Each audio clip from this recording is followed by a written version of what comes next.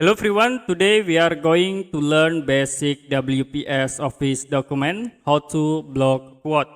So if you want to block quote, you can use the rule. As example, I will click at this point and then you can press enter to create new paragraph.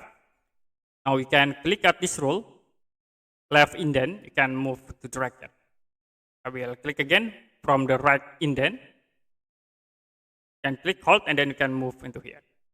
So to be create the block quote. You also can change for the justify option.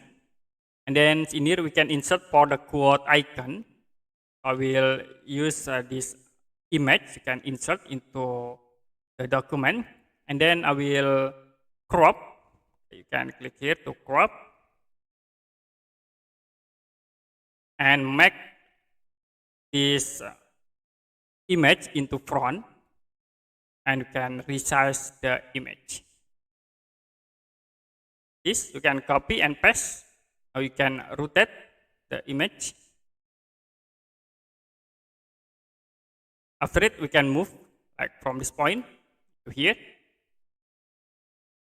And the second, I will move to the top. So that's it for a basic WPS Office document, how to block quote.